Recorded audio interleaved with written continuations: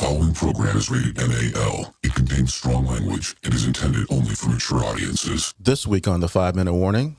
Like there were a couple things I learned how to hide. I learned how to hide money. I knew how to hide condoms. I knew how to hide weed. How do you hide weed? Because weed smells. You see, rookie. Well, I never smoked weed. I'm not a rookie. Rookie. But I never smoked weed. I never had to hide weed, though.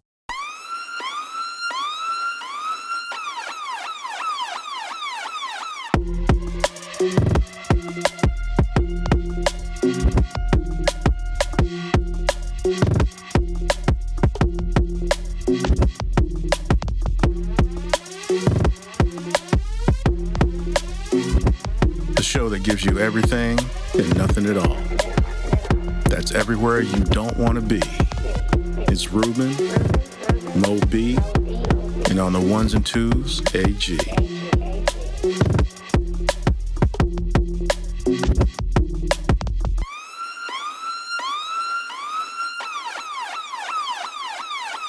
The 5-Minute Warning. Welcome, everyone, to a brand new episode of 5-Minute Warning. As always, it's your man, Ruben, in the house tonight. And happy pre-Labor Day. Happy pre-Labor Day.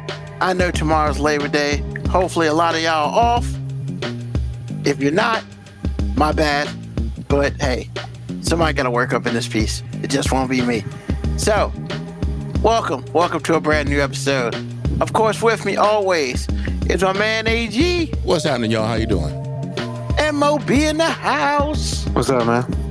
Oh man, life is beautiful. I mean, you know, the weather is awesome. They gave us the prelim to football. We got college football this weekend. We got pro football next weekend. Man, the only thing that's gonna win is the couches, because the couch is gonna get a lot of work, bro. On at least Sundays. Are you sure that's a win? I mean, the couch is getting used, so they're probably just like, hell yeah, come on, sit down. You know? But yeah, it's gonna be awesome for them, man. I mean, shout out to those in fantasy leagues. I mean, I just had my fantasy draft today. Yahoo gave me a D+, so you already know that I'm about to win a championship. You know? Yeah, man, but before we really get started on what we talk about today, AG, man, I'm going to give you the floor for a minute because, I mean, they traded Micah Parsons, bro. Like, is he trying to win? Like, What do you want me to say? I mean, you're the resident Cowboys fan here. I figured I'll give you a minute to say anything that you want to say or nothing at all. I mean, You know what? Go Packers. I'll say that. Go Packers. so does that mean you're switching your allegiance, or just right now you switching? You just supporting Michael Parsons at this time? Yeah, because I don't think that he deserved to be disrespected publicly. I think the Cowboys needed to pay him in March when all this got brought up. I don't think that you should try to skip someone's representation when clearly they have it.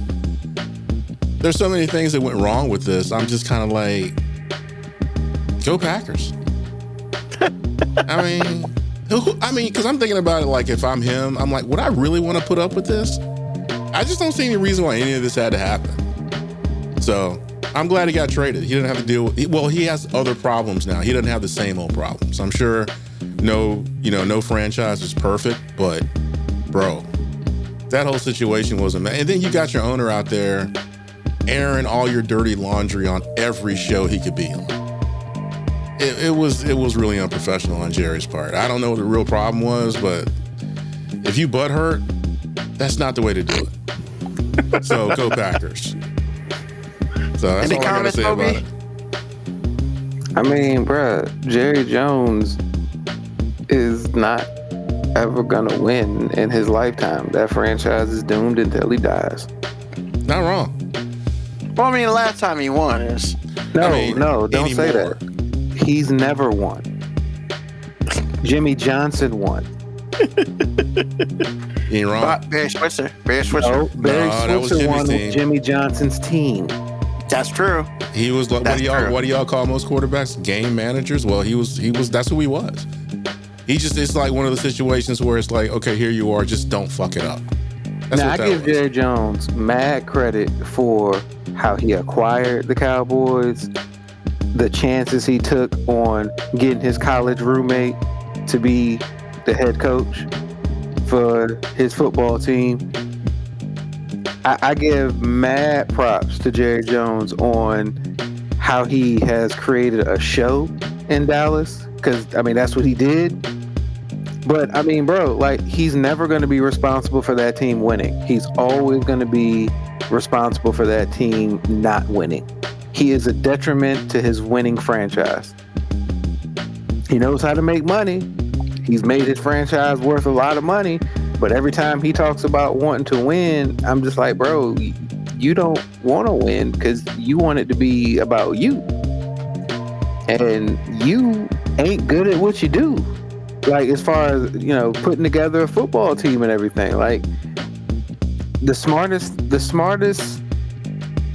thing that somebody can do as a human being is knowing what they're good at and accepting what they're not good at.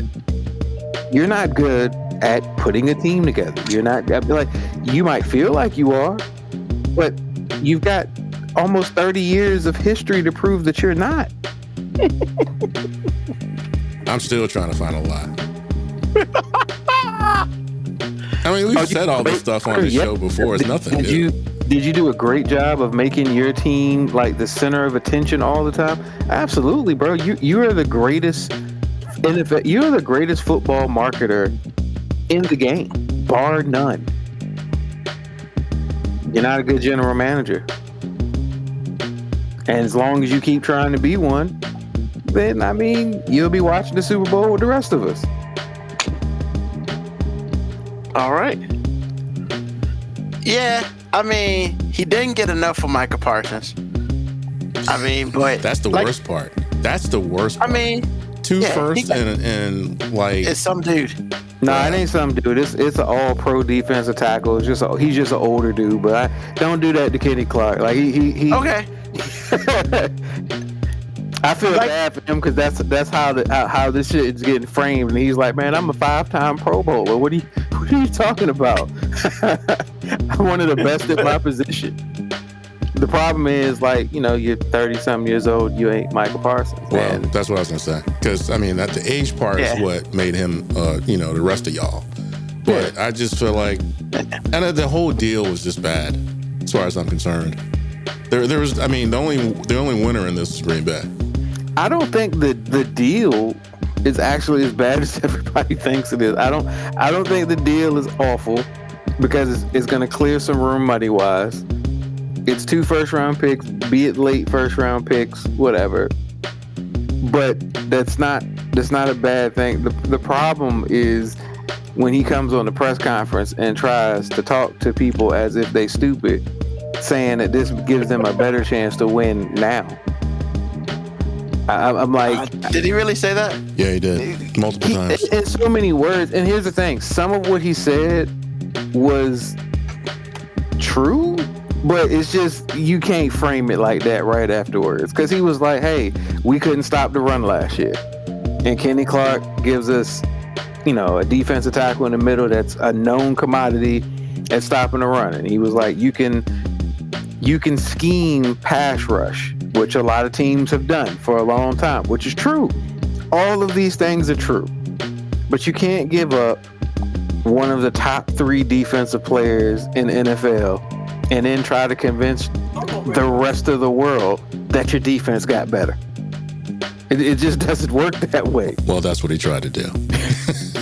Well, he actually probably in his mind he did do it. Because, like Mo said, he probably thinks we're all stupid. All right. Cool. Like, I heard, well, first of all, how you doing, Black Letitia Adams? How you doing? BMA, what's up? You are back again. That's 2 weeks in a row. I know, right? I gotta give her a certificate. I'm sorry. That just slipped out. A certificate, man. Is that what we're doing? My bad. I thought it was on mute. My bad. No, yeah, where I was, I couldn't get to a TV and stuff, and my phone, and I was just like, what the hell? Like, to the Packers. And that's my thing, man. It's not the fact that it's 2 first-round picks and Kenny Clark.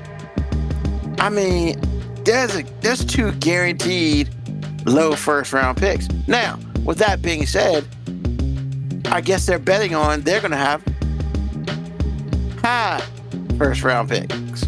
So, because they're going to suck. I mean, we'll see. I mean, no, you just take the first, because first round pick is a first round pick. Having multiple first round picks, no matter where they are, is a commodity. True. So we'll see how that goes. But yeah, man. I think the dopest thing that happened that I found out last week while I was away was Michael Parsons retired his mom off that contract. That was kind of dope. Yes. He was like, you don't got to work no more, Mom. Actually, I was wondering what she does for a living, because the first contract I'd have been like, why are you working, Mom? For real. Well, I mean, he had a rookie contract and it was worth what? 30 mil probably? Yeah, but I mean, it was probably worth like $30 million. That's enough to retire your mom. No, I understand that. But I think he was just like, yo, I want to make sure, like, regardless of what happens to me tomorrow, like, we good. Now, $30 million is enough for me. If you can't do that with your rookie contract, then you are not very effective at managing your money. Yeah. So he was a number 12 pick.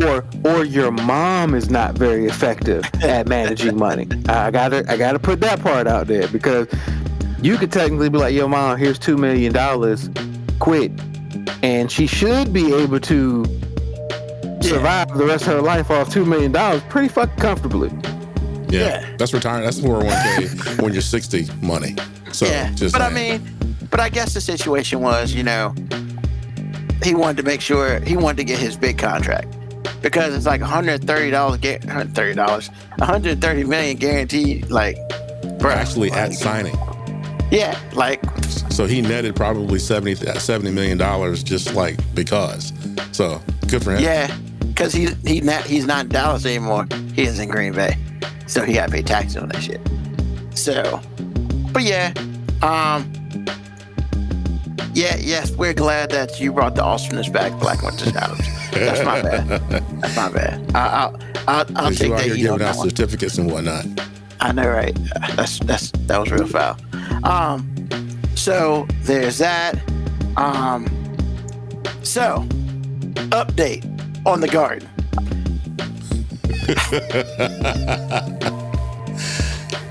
I had a green thumb for about 2 months, and then Mother Nature said, Negro, y'all need some heat.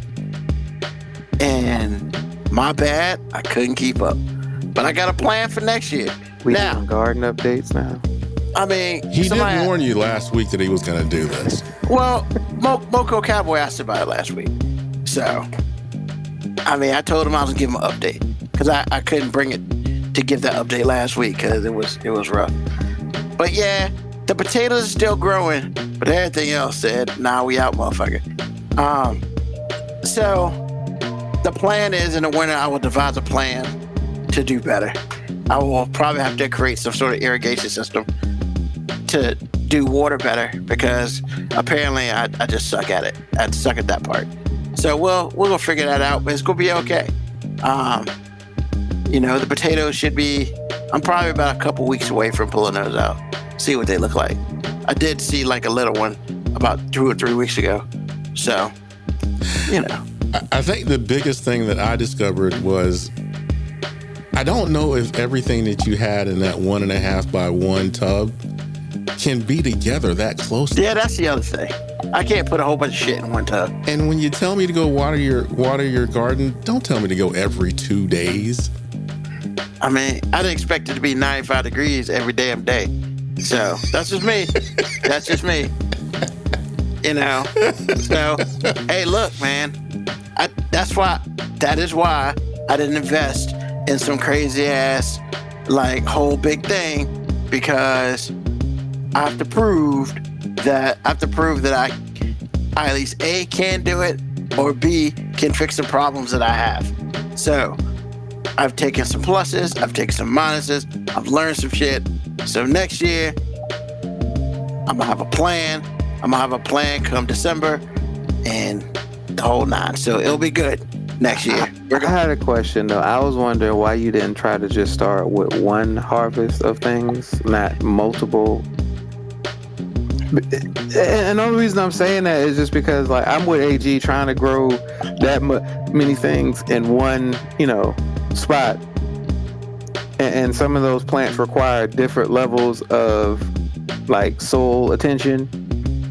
So you're trying, like, you're doing like a one size fits all thing for your harvest, and these are different things. Mm-hmm. I have an answer for you. I was wondering why you didn't just try to focus on one thing and try to say, hey, you know what, I'm gonna get these tomatoes down, and once I get these tomatoes down, then I'll expand my operation to other things. Because like you started off on cocaine and heroin, and it's like, bro, you're supposed to start off with weed. You're supposed to gradually transition to the harder stuff. Like you can't go from nobody to plug like overnight. I realize that. He got a little has missed overzealous. you, Ruben. He has missed you because he is killing you right now. No, that's AG. This is not even intended to be a slight. I was really curious as to why you decided to try to do everything. Well, as and he's not to do one. He's not wrong. I got a little overzealous, and I should just did one thing instead of doing 5 different things in there. I figured that there's some stuff that grows up top, some stuff growing the bottom. It would work out. I mean, Black Patricia Adams. That was payback. Y'all are even now. I mean, what are you talking about, man? Thought he was George Washington Carver. I mean, he ain't grow no peanuts, boo boo. I mean, she also hit me with the garden room equals trash, man. Like, what is that? That's okay.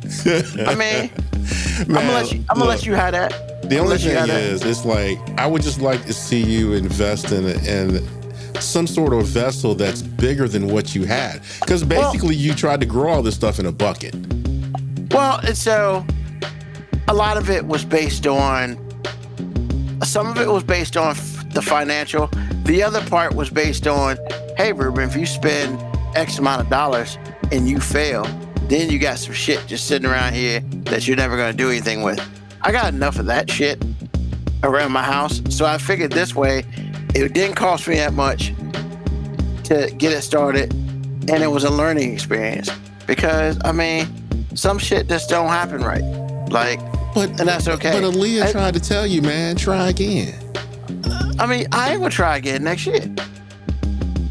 I mean, I'm just saying, like, hey man, sometimes you gotta take an L before you get a dub. You can't hit a 3-pointer if you can't do a layup, bro. That's all I'm saying. If you ain't got no fundamentals, you can't play. You can't be a rock star if you don't know how to play a goddamn guitar. Like, but that leads me to wonder why you started shooting half-court shots. Because, man, I was excited about it, and I just got overzealous. And I'm a big enough man to say I messed up on that one. Actually, you're always a big enough man to say that, sir. That's the one thing I cannot take away from you. You will say, hey, I wasn't good enough. But I'll be looking for you next year. What But am I next going to time you draft ask in me to 2026? do something, what I'm going to do is I'm going to take what you said and double it. Because, bro, I was sitting there looking at that thing turn brown. I was like, is he sure about every 2 days? This can't be right. But, So Moko, I did carrots and potatoes this year. Now, with that being said, I don't know what the carrots look like because they grow in the ground. Yeah. I mean, they probably did, but whatever. We gonna find out in 2 weeks. I will have an update in 2 weeks. About what it looked like because, for potatoes it takes like 100 days. I did see like little potatoes a couple weeks ago, so pretty much right now I'm gonna let it grow in the ground and then we're gonna work it out. But I got plans for next year. I'm gonna have plans. Well, speaking of this, potatoes. I did hash browns this morning. The key to hash browns is enough oil or butter preferably both, and patience. Because I spent my whole life trying to scrape the potatoes off the bottom of the pan. And then I just recently bought a stainless steel pan. So you have to preheat it. There's things you have to do to succeed. Yeah. Well, what I discovered is it's kind of the same thing. Once it creates that crust, then you're golden. I think a lot of people just get spoiled by the Teflon that we have nowadays. So just want to put that out there for y'all. Y'all trying to cook, patience. Let that crust grow and it'll be nonstick after that. So, AG, my next project, I'm looking in the next 2 weeks to do it. It's either going to be next Sunday. I was thinking about doing it tomorrow, but I got too much shit going on. I'm going to bake some bread, bro. Do it. Are you going to make what? You going to make biscuits? You going to make bread? Bread. I'm going to make a loaf. Okay. So. No. Yeah. You're not doing like a bread maker. Are you going to do it by hand, right? Yeah, by hand. Do it. I got a bread pan and everything. So I thought about you this morning. I did biscuits. The wife wanted biscuits. Bro, killed it. I mean, hey, cuz, you want some biscuits? She's got nicer titties than yours, sir. Sorry. I mean, I understand that, man. I'm not. Look, what I'm not going to do is compare titties. I understand that I'm taking the L on that every day. You really are. I can't describe to you how many L's you're gonna take. But I'm just saying, man, you could have. Hey, man, I got a couple extra. You want? There's no extra biscuits, sir. They all get consumed. We make big back decisions around here, sir. Then you don't make enough biscuits. No, I made the right amount of biscuits. I was Hardee's up in here today. I mean, yeah, that's right, hon. And I got a new cookie sheet. If you're doing your biscuits in cast iron, that's cool. But you got to remember, cast iron is a insulator. So your bottom of your biscuits are going to be hard. If you want the bottom of your biscuits to be soft, cookie sheet, preferably aluminum. Man, it came out like, yo, my stuff is dope. So, W.R. Brown says a guy on her team, on their team, they got a guard. So she can hook it up. She'll help me out. Give me some information. That's cool. And I think this is for you. Top or bottom? Top or bottom what? I don't know. I have no idea. I guess we're talking about biscuits. I don't know what that means. Me either. Maybe he'll explain himself. Yeah. So, that is the garden situation. And that is the biscuit situation. Vegetables are not interracial. Oh, in bed, AG. Oh, in bed. Well, all the things, sir.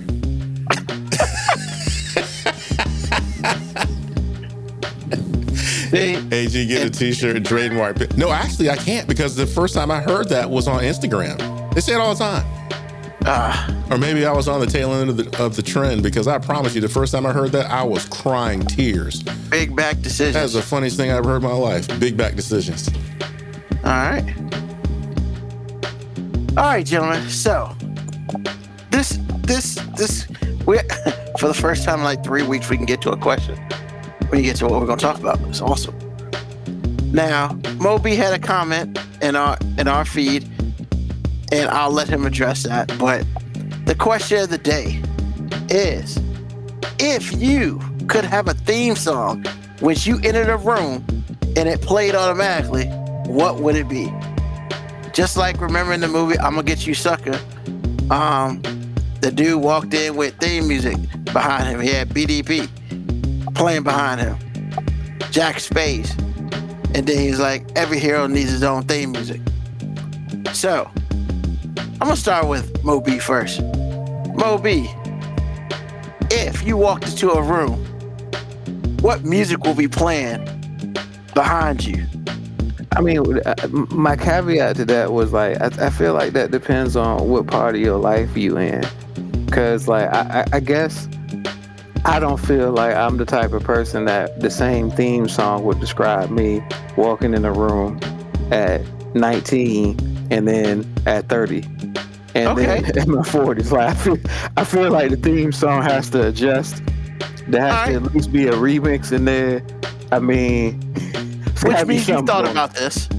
Which means you What? thought about this. I mean, yeah, because when you asked the question, I was thinking like, I don't know. Like, it depends on where I'm at in life right now. I mean, right So now, it'd probably be Sleepy Brown. I can't wait. I can't wait. The remix, not the remix, but the redo of that old school "I Can't Wait" song. No, he had a song with Outkast. I can't wait. Like, as soon as it comes on, like I remember the music video. Dre did like a Pulp Fiction thing, like he was robbing store, but then his first verse is magical. Like the first verse of that song is fucking magical, and I feel like that would be my theme. Like just the song coming on and then Dre's first verse. and then, you know, at certain points in my life, I feel like Big Boy verse would have been my theme, but that was like when I was younger. That's different phases. So I'm curious. At 19, what do you think your theme music would have been?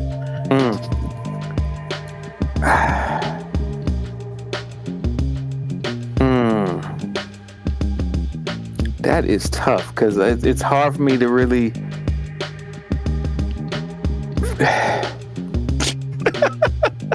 Would you like us to come back to you? No, man. I think it would have been Big Time or Still Fly. Because a lot of the things he was saying really described my broke ass. Got everything in my mama name, but I'm rich. Wait a minute. That's not true, though, because you were out of the house when you were 18. Yeah, but I didn't own shit. Legally, he owned I was just out the house. You know what I'm saying? Like, Okay, I got it. Even the Jetta you had? Yeah, I mean, it was. Well, I had a cosign on that. You know what I'm saying? That's right. Like, You did say that. You did say. Never mind. My bad. Yeah, you own nothing. I'm sorry. All right. Cool. So, Masonry XV said Gangsta Rap by DJ Thug. Never heard of that. Black, what's your house? Toby Nigwe, try Jesus, but don't try me. Because I throw hands. What you say? Because I throw hands. Exactly. What about you, AG?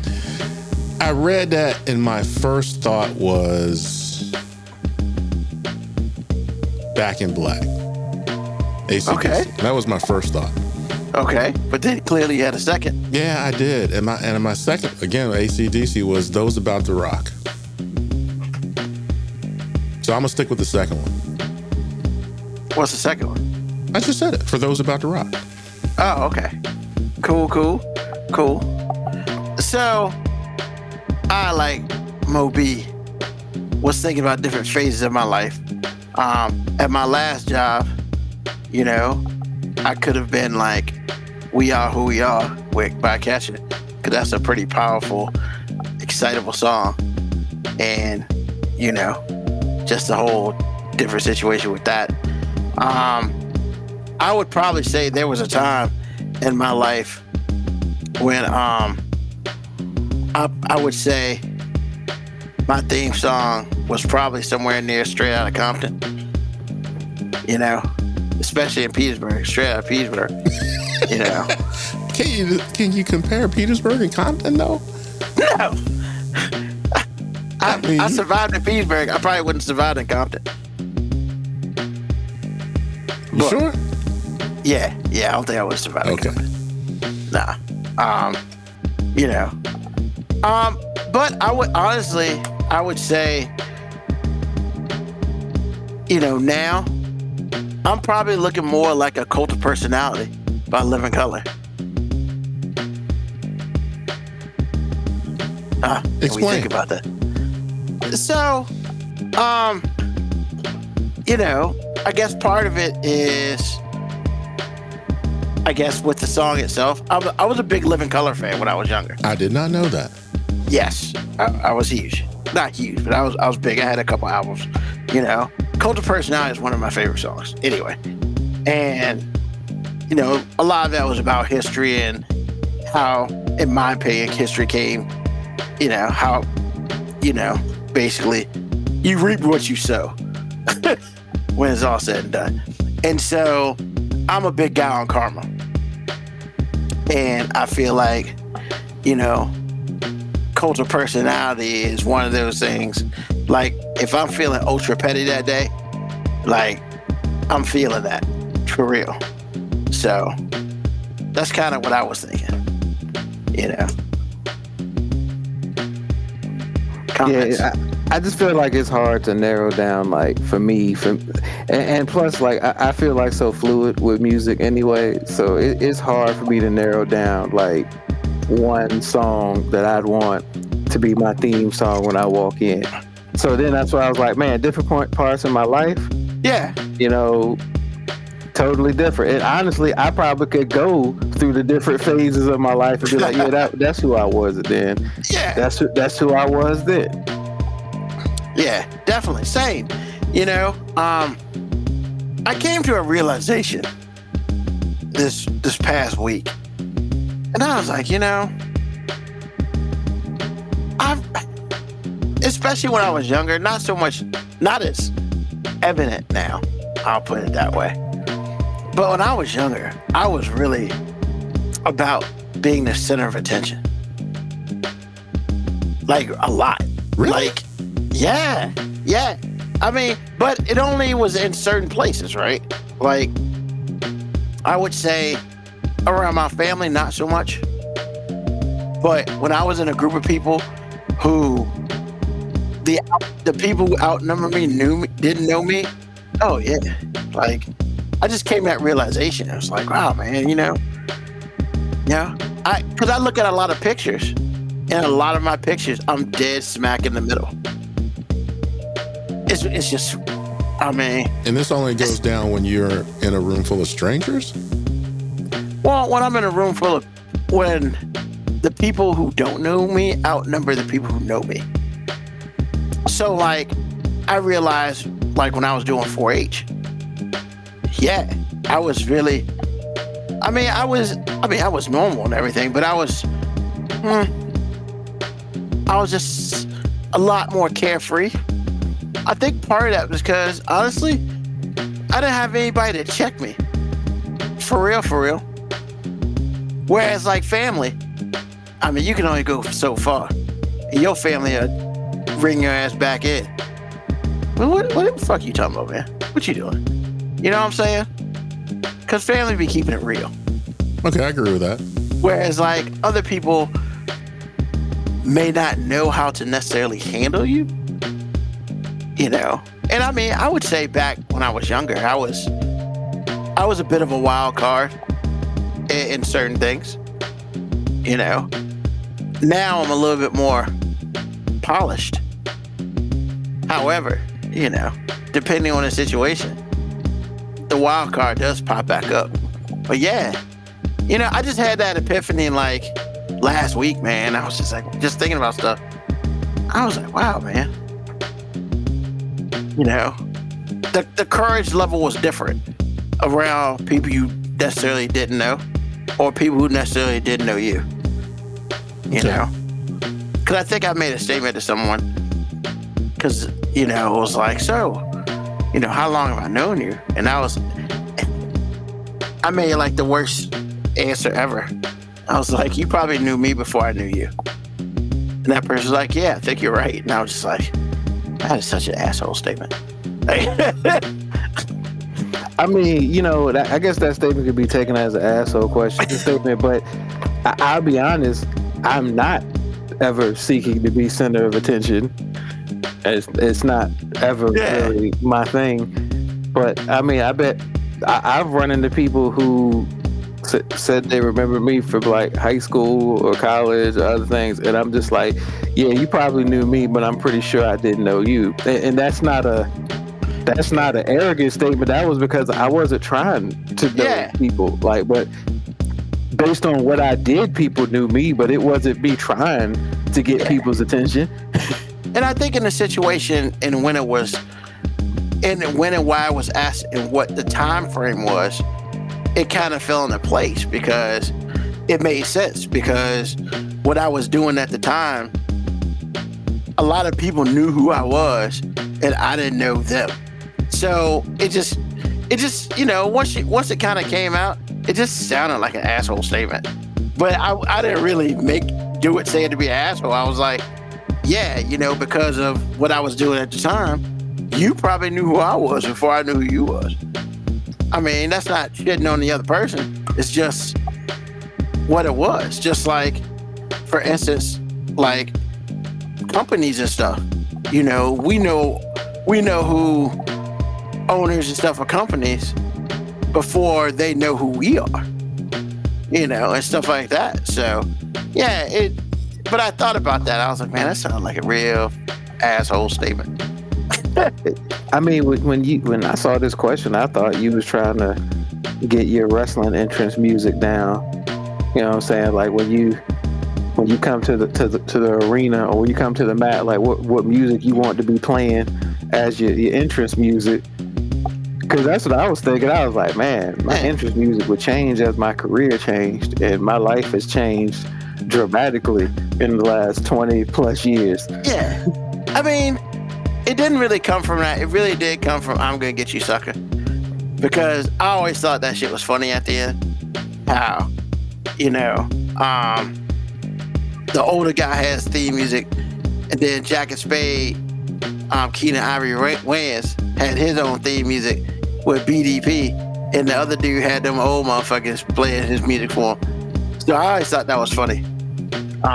So yeah, I mean, because really, if I'm correct, I guess what you like should be what you like kind of could be a semblance of who you are, because it's like, it's very weird. It's very rare that you would like something that has nothing, that can't compare to you in some way, musically.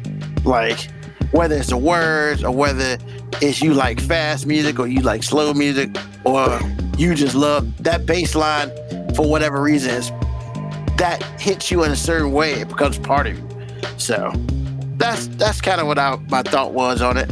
I thought it was something different to talk about.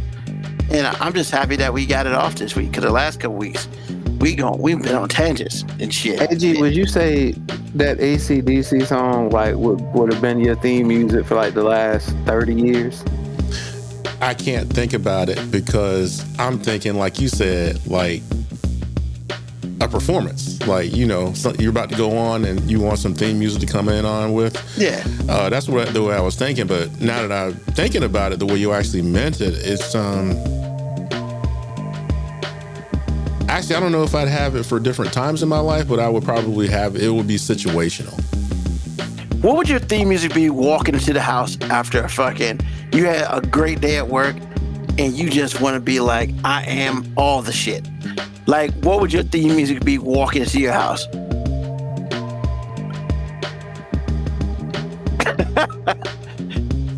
Walking in the crib after I've had a good day. Oh, I know. Brush your shoulders off. How about that? Yeah. You can do that. Yeah, that sounds about right. Okay. What about you, Moby? Ludacris, Mystical, Move, Bitch, Get Out the Way. I was thinking about that. Are you going home alone? I assume he's talking to the dog. See, hold on. I'll explain. It's a caveat, because he said after you had a great day at work, walking into the house. So I have a great day at work. I'm walking into the house. I don't want anybody to bring anything else to me.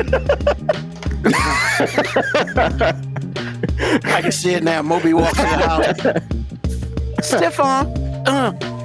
Are you giving them the Heisman? I mean, pretty much. And then the dog comes up. So once again, that song is not like a reflection of me being angry with them or not wanting to be bothered with them. It's just like, hey, if your work day and everything is that solid outside the house, anybody else inside my house, all they can do is add to the negativity or stress. I hear that. I hear that. Is man. that all they could do? I mean, hold on. Look, there are no expressions about happy dad, let him relax. You know what I'm saying? Or happy dad, things are great. It's like, no, man. Like, when you see dad looking too happy, it feels like somebody needs to give him something to do. Like, you know what every household literally generally hates? Seeing the motherfucking dad do nothing. Agreed. He's got to do special shit for that. He's got to do special shit for that. But we don't have a special thing. So what? How? There's no amount of special. He worked really hard today and did all of these things. He wants to watch the game, so give him this 2 or 3 hour window where you don't bug him or ask him to do anything. And then the first commercial break, somebody's gonna fucking ask you to do something because they didn't really mean that shit they said. It just fucking sounded good and made them feel good beforehand. My wife and I talked about that today, and I told her, look, you're not as bad, but it's the thing. The only thing I will tell you, the reason why I married you is because... Hold on, stop for a second. What? Stop for a second. AG. What? You literally started the conversation. You're not as bad. I did. Because it's true. He was keeping it real. He wasn't going to say, hey, you've never done this. Exactly. That would be a lie. The reason I was out that early in the morning is because of some things you wanted to do. And I'm not working today. Did she give you the look though? No, When you because said this we is started like this that? is how I finished it. And I told her the reason I married you is because you spend 100% of your time in gratitude. That is not normal. Not by any stretch. Most women, because I told her, I was like, most women are like, oh, I'm gonna congratulate you on something or thank you for something that you're supposed to do. Women are super entitled. So if you find a woman that's not entitled and she says thank you or I appreciate you, bruh. But it doesn't mean that the mechanics of it have changed. It's just the person that you're talking about. So that's why I led with, well, I had to give it context because she is not evil. But bro, the reason I married her is because she wasn't like everybody else I'd been with for the most part. Yeah, I mean, if you made the right selection, you get lucky like that. Because I mean, I got lucky in that too. Because I mean, I can really do nothing for a little while, and get a monicum of peace in that. And honestly, that's really that's all you can really ask for. I mean, look, and I'll be real. I think every guy at some point in time has been sitting around doing nothing because nobody was watching. Nobody was paying attention. And this is how you know you've been programmed. Like, you'll hear people like approaching and then you'll try to look like you doing something just because you don't want nobody to ask you to do something else. Truth. I'm about to say, I know it's just me. I know at some point in time you've been like, you know what, you just gotta look busy. Even if you're not really busy, I didn't even have to do this because nobody was going to ask me to do anything. It's like I just kind of felt guilty because I wasn't doing anything. I understand you. It's not my situation. The way I think is like, I don't want to do something to look busy, but I will say I have all this free time. What would she do when she gets off work? Or what would she do if she had it? Sound like the other day I had done the laundry, but I had a couple of hours and I was just kind of sitting there. I was like, I'm thinking she's probably going to vacuum. I'll go ahead and do that because she's probably going to do it when she got home.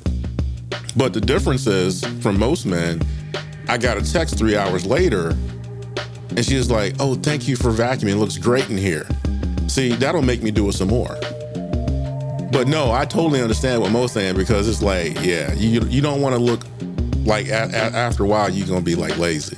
Then you're going to find yourself with a big list. So... he ain't wrong. Not my situation, but he is not wrong. Gotcha.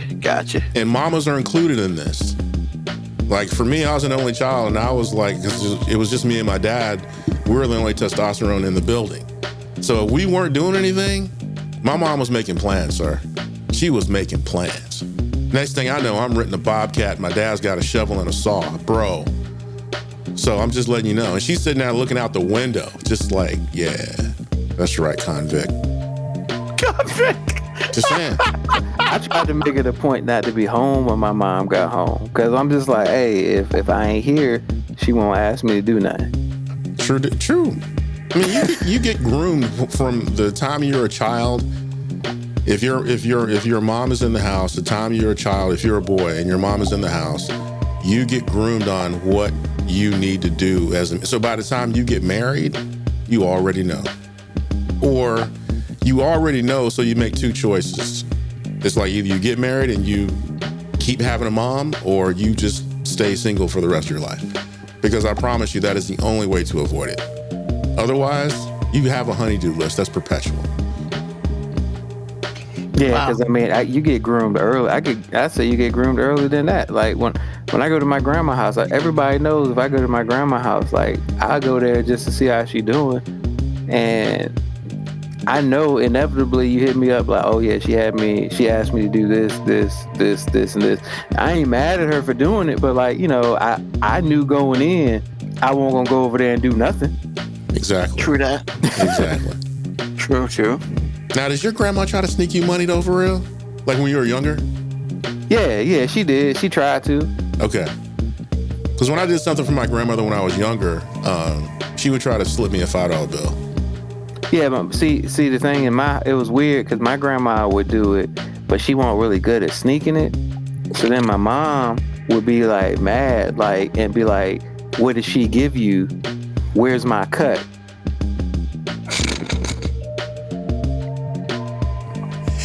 You had to pay the mom tax, bro? I mean, it felt like it, because then I felt like I had to lie to my mom, because my grandma would start, hey, don't tell nobody about this slip. And then my mom be like, I know she gave you something. And I'm like, damn, so now I gotta disobey one of y'all. You know what I'm saying? Like, I gotta either do what grandma said and keep it secret, keep it safe. Or my mom is sitting here like Gandalf saying, "You shall not pass." It's like Gandalf. It's like I didn't know what Lord of what ring I should be. No, I would have went with grandma every time, because grandma can dominate mom. Most of the time, I'd be like, "What you talking about?" And then that's when I had to learn how to hide money, man. You know, you learn how to hide money at an early age when you're a guy, man. Like there were a couple things I learned how to hide. I learned how to hide money. I knew how to hide condoms. I knew how to hide weed. How do you hide weed? Because weed smells. Rookie. Well, I never smoked weed. I'm not a rookie. But I never smoked weed. I never had to hide weed though. It's okay, man. You just got to get a sealed container, man. It's got to be and we're not just talking about a baggie. You know what I'm saying? You got to have a sealed tight jar. You good. So when you put it in like a container that somebody's meds used to be in, that will contain the smell too? Yes. Now, unless you do something stupid, which is then open it while you're in the house. You got to open it outside. Okay. Yes, I get that.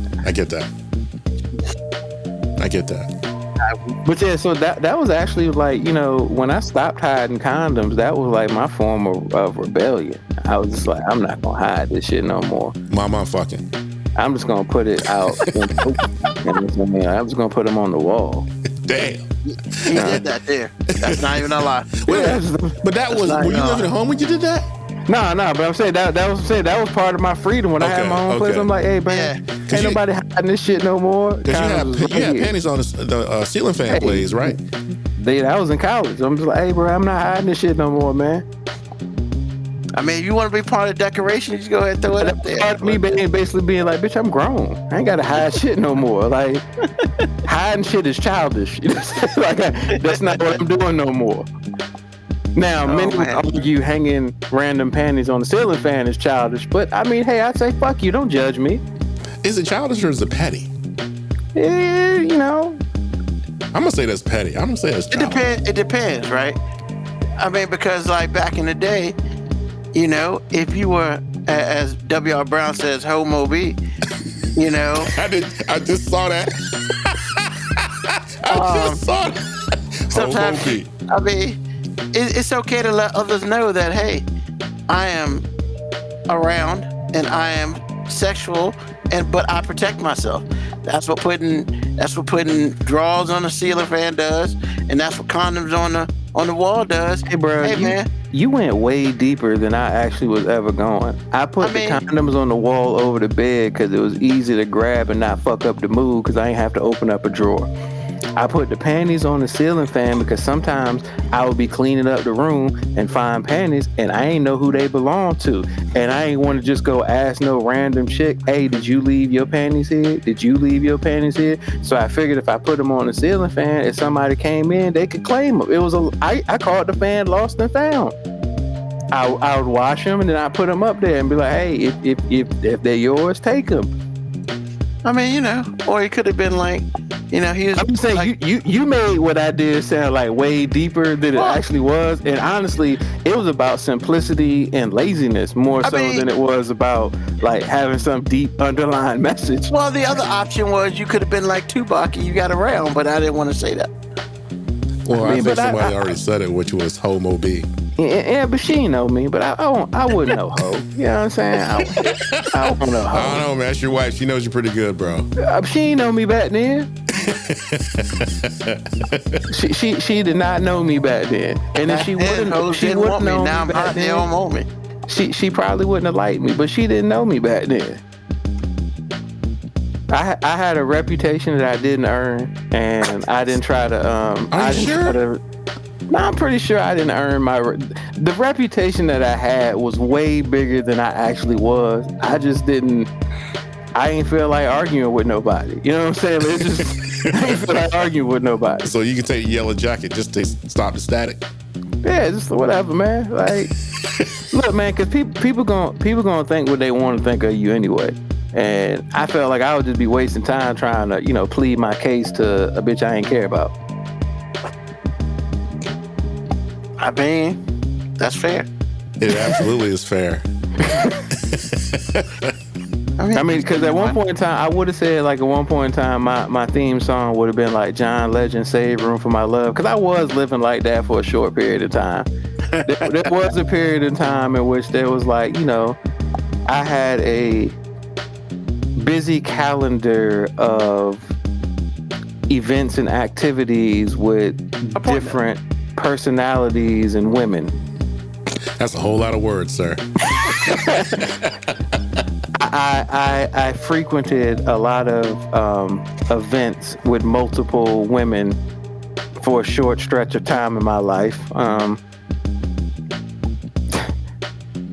I did a little bit of blockbustering and chilling with multiple people within the same week. It wasn't Netflixing back then. It really wasn't. It was a VC. Did you at least pay for the movie?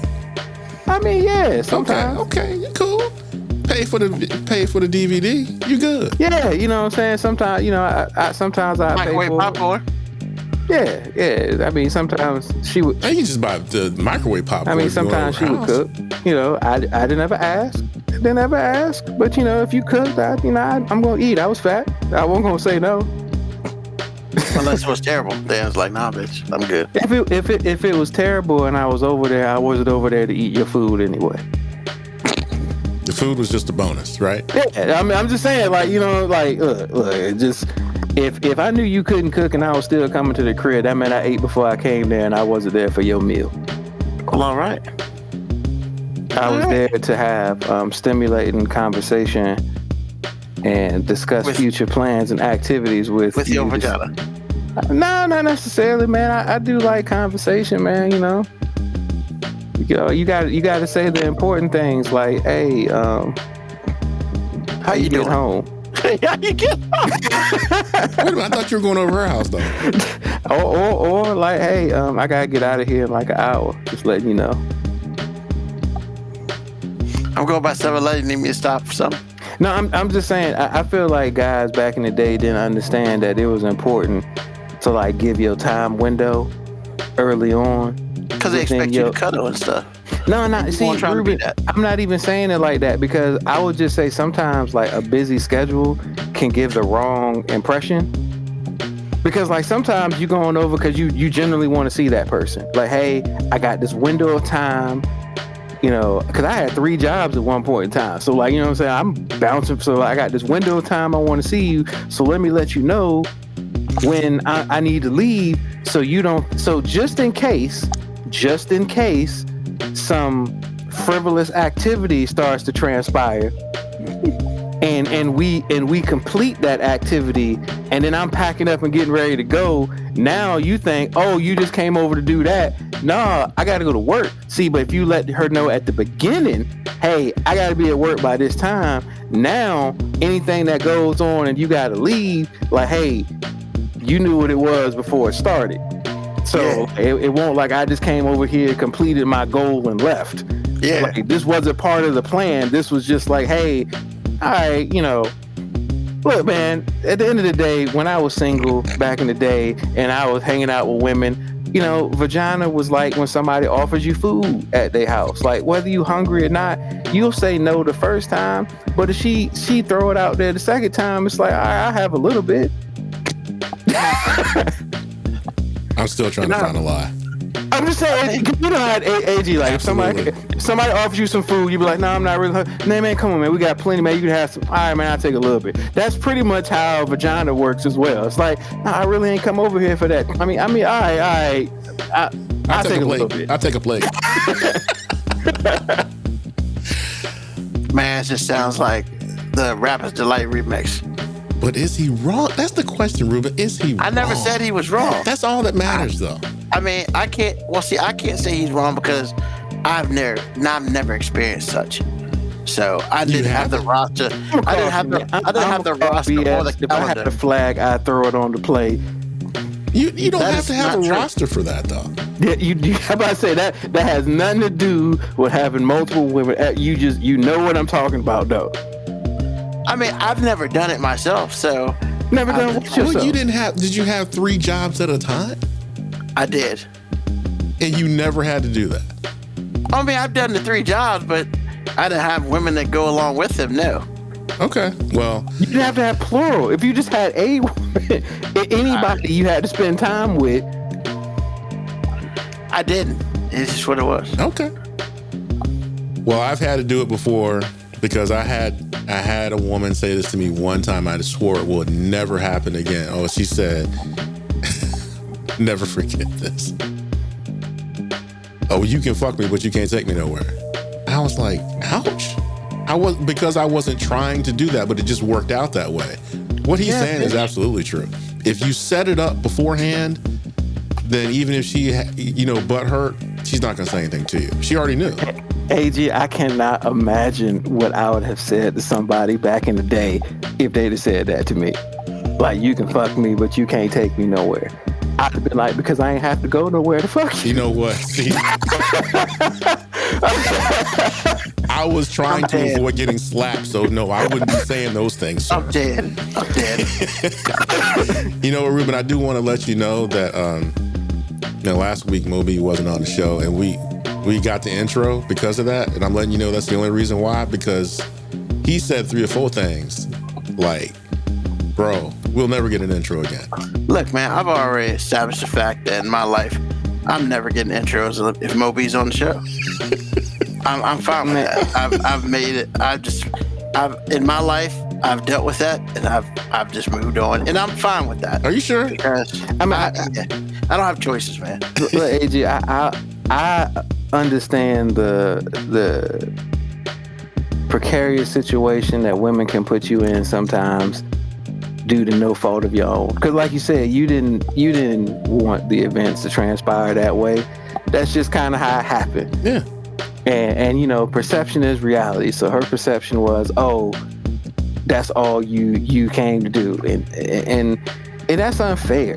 You know what I'm saying? Should have just been like, yeah, and walked out. But is it? I thought, you know what? I thought from when I thought about it from her perspective, I was like, you know what? I see what you mean. I really do see what you mean. So I fixed them both at one time. Stopped fucking her and took her somewhere.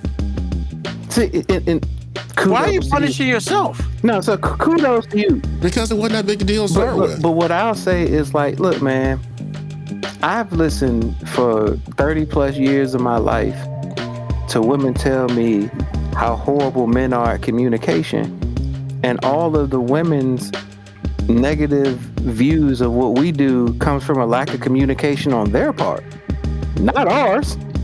Like, because we are very direct communicators. So we don't read between the lines, because why should we have to read between the lines when you got a pen and you can actually just write it on the motherfucking line? Yeah. Yeah. So I mean, I feel what you're saying, but it's like, hey, if you wanted more, you should have said that. Right. In my defense, I wasn't young enough to process what happened. I'm an older man looking back, but that's exactly how I felt somewhere in me, because I promise you, me cutting off the sex and us, hanging out like outside of the house, it didn't bother me.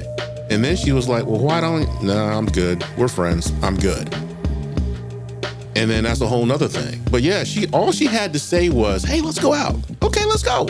That's all she had to say. You see, here's the thing, and I found, in my experience, that women want a form of communication that they can't actually tolerate. Mm-hmm. They want direct and straightforwardness. Like, I'm pretty sure I've told y'all the story before. I had a girl basically inquire out loud amongst other people, like, hey, why is this person that I'm talking to always so interested in, conversation and getting to know me better? Why can't they just come over and, do the sexual deed and then go home? So then when I went over there, did the sexual deed and just went home, I was a bad guy. And I was like, but this what you said you wanted. And me, at the time, I was just like, look, I like you enough to give you what you want. Because when I liked you enough to try to be with you, you said this is what you wanted. And because I'm such an upstanding young man and I'm a gentleman, I provided you with 2 minutes and 36 seconds of hard erectness. And then, I was like, cool, we done. I can go watch the rest of Making the Band myself at home at the crib. Making the Band. Wow. I mean, is he wrong? I mean, he just had a date. And she never talked to me again. Like, and then she painted the picture like I was some fucking villain. Yeah. Yeah. I mean, the other version of that too is women want you to be able to guess what they're thinking. And okay, it's fair. It wasn't 2 minutes and 36 seconds. It probably was only a minute and something. But look, the point is, I did what she asked for. You stuck it in her and poof. Yeah, you know what I'm saying? I went in, I pumped, I came, I left. In that order. There was a whole lot of pettiness in that minute. A whole lot of pettiness in that minute. I promise and see, now, I'm pretty sure the way I left did make it seem extra petty, because the way I left was petty. Because, like, the dude got did, and then, like, what happens after dude gets did? Somebody makes their way to the restroom. Well, she made her way to the restroom. And by the time she made her way out the restroom, I was like at the front door saying, all right, I'll holler at you next time. Deuces. Yeah. She just learned a valuable lesson. This is what happens when you hurt a man's feelings. Why would I stay? Exactly. Sometimes it bees that day. She made you a villain because she knows she was wrong. She knows she earned every bit of that. I guarantee you she knew she earned every bit of that. It was the best exit I ever made in my life. It's legendary. Never has 7-Eleven been so amazing afterwards. The only thing you could have done better is if you actually got out the door before she got out of the bathroom. Yeah, see, I could have. I actually waited for her to get out of the bathroom. Oh, you were extra petty. I'm not that much of a villain either. You know what I'm saying? Like, I did want to be like, hey, I'm out. And honestly, I wanted to say I'm out because, like, I would have been willing to do it again tomorrow. Just, why am I going to stay here when my time isn't necessarily wanted? I mean, I had another appointment to get to. mean, You're making house calls. mailman, milkman. I remember exactly what I did after I left. That's how monumental that moment felt to me. I went to 7-Eleven. I got 2 big bites because they had the 2 for the 222. Got me 2 big bites. Had me a Coke Slurpee. I drove out to Virginia Beach and had some of the most stimulating conversation with somebody else that actually wanted to have conversation with me all night. Woke up to breakfast the next day. You know what I'm saying? No pressure on anything. Went home, and next thing I know, I'm a villain. Yeah, you are. I can't wait for that day, man. I wake up and somebody made breakfast for me. You know what I'm That's saying? not my Like, you know, I get back to the crib and my wife calling me, asking me, you know, what did I do? And I'm just like, what you talking about? I did what she wanted me to do. Like, I don't. I mean, she wasn't my wife at the time, but I mean, you know, she became a wife. But I was just like, I mean, what I did exactly what she's. I literally talked to her. But I did exactly what she said she wanted me to do. Was I wrong? And my wife told me that yes, I was wrong, and I was just like, you know what? Fuck it. I just don't get women. And I've been happier ever since. You know what I'm saying? I've been happier ever since. Yeah. Hilarious. Hey, man, what's on your mind, bro? Ryan Clark. Why? He said something on ESPN and got my wife riled up because he was saying Chris Brown is better than Beyonce and Michael Jackson. What? Hear me out, because it's a whole thing we got into about this. And I was like, at first I was shocked. I was like, what did he just say? But then I thought about it. And I told her, I was like, listen, being there for something matters. Because, like, remember when we were kids and, like, we all liked James Brown, but it was like whatever. And then we were like, well, Michael Jackson's better than James Brown. And our parents lost their fucking minds. Well, the reason why that happens is because it matters that you were there. We saw Motown 25, and we will never see anything like that again. If you're in your, late 40s or 50s and above, you remember seeing that and it was like, what in the world? Presence matters, and it can skew the truth, but then what's the truth? Because when I see Chris Brown, I was never really paid too much attention. But when I really see Chris Brown, I really think about it, I can understand where Ryan Clark is coming from. Because he experienced Chris Brown. I never experienced Chris Brown for real. Not in my formative years, I did. So I'm saying all this to say is just like, when the radio comes on, an artist or a song is a time in your life, and that will never go away. I hear songs sometimes and they take me back to when I was 10, when I was 15, when I was 18, broken heart, happy, whatever it is. And for me, that is my truth. So when I hear somebody say something like that feels like musical blasphemy, I'm like, well, wait a minute. He's not as old as I am, or he is, or somebody else is, maybe he or she is too young. And some of that is true. So understand that moments like that are music is attached to a time in your life. And because you experienced it, like when it was happening, it's always going to be better than what's coming, because we are all at some point for something stuck in a moment. And that was just on my mind. All right. Very thought-provoking. Awesome. Moby, what's on your mind?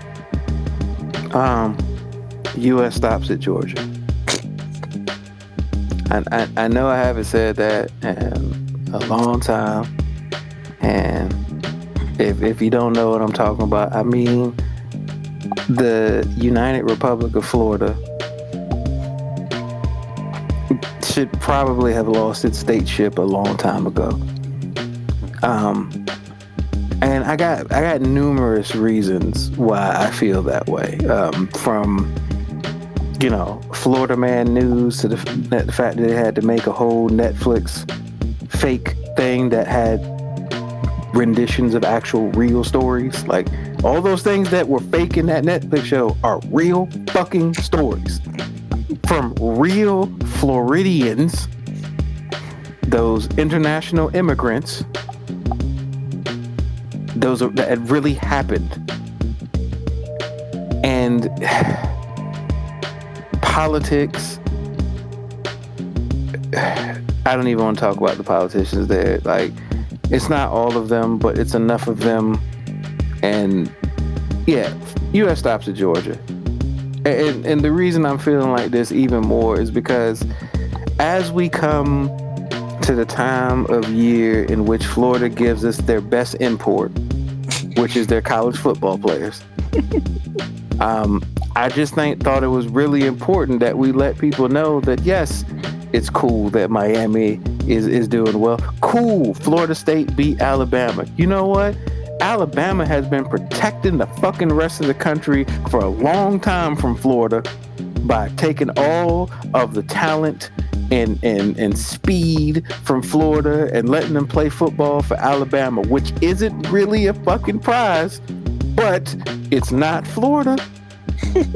I mean, they got their own host of issues, but it's not Florida.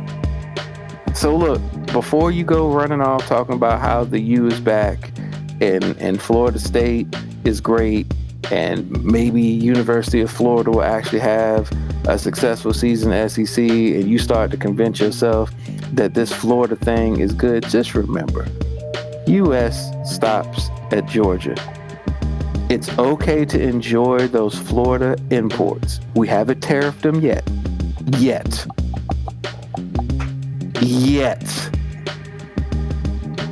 However, let's not get carried away. It's Florida. They got great athletes. Disney, South Beach, and a whole bunch of shit none of y'all motherfuckers would want to claim. That's it. U.S. stops at Georgia. All right. Thank you, Moby. So, what's on my mind is, so last week I went to help a friend out, and on my way back, I started thinking about life, and truly for the first time in an extended period of time, I thought about things that I want to do. I thought about my work, I thought about my personal life, I thought about myself, and I thought about, Ruben, what really makes you happy? So I made a list of things that make me happy, or things I want to make me happy, rather. And so my suggestion to everyone is make a list like that. That way you hold yourself accountable to things and changes that you want to do in your life. So the next step is I have this this dry erase board that I'm gonna put goals on and stuff like that, because I feel like regardless of how old we are, we should all still continue to have goals. And we also continue to learn. Like every week I learn, about things that I don't have any knowledge of, such as, what to do when your wife asks you crazy questions, or to treat your wife, or to anything like that. Because, at this point in time, I don't have one of those. So I want to give as much information as possible. So when, I hopefully get one of those, I can try my best to do it the right way. So all I say is, I'm 52 years old. I can't, at least this year, my garden sucked. I'm learning how to do things on the fly. Hey, everybody, go out there and learn something new. Put something, together. So, because everybody has a goal. Everybody has a vision board of such, or just a vision of where they want to be. Go after that, and don't let anybody sit there and tell you no, that you don't deserve it or anything like that. Because when it's all said and done, fuck them. Like, this is about you. And when it's all said and done, you're the one that's got to be happy first before anything else. It's hard for you to be a good husband, a good father, a good friend, a good coworker if your shit fucked up. So, hey, get shit together, go learn some shit, and hey, we all get there together. And with that being said, thank you for listening to a brand new episode of 5 Minute Warning. Of course, we're here on Sundays, 9 p.m. until we get the fuck up out of here. Today, no different. Like, thank AG and Moby for being here with me. Hey, tell a friend, tell an enemy, just tell somebody about us. Because when it's all said and done, you know, those of you who expect to go further in life and to do certain things such as get married, have kids, and, you know, work and shit, I hope we can help you out. Or at least we can steer you what not to do. One of the two. Such as, there's no point in going to Florida unless you vacation. You know, and then leave that shit there. You know, that's just one of the few things that we learn and that we teach. But with that being said, once again, thank everybody for listening. Thank you for listening to the live stream or the podcast. Make sure you please like, subscribe. That way when we go live, you get a message that we are. Please also leave us a review and give us the highest many stars as possible. Because as one person says, if we get 5 stars, but you only give us 4, that means you are a hater. And I'm not going to say who it was because that means I got to pay a motherfucker. But we're not doing that. I thought it was some cool shit to say though. But hey, as we always do, peace, love, hair grease, soul, and deuces.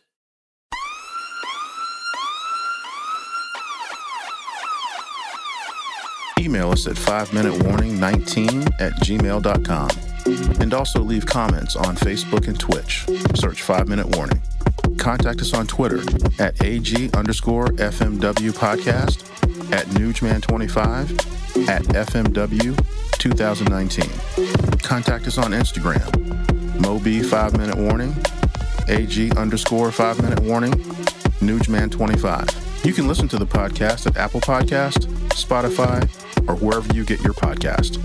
Thank you for listening. This has been another episode of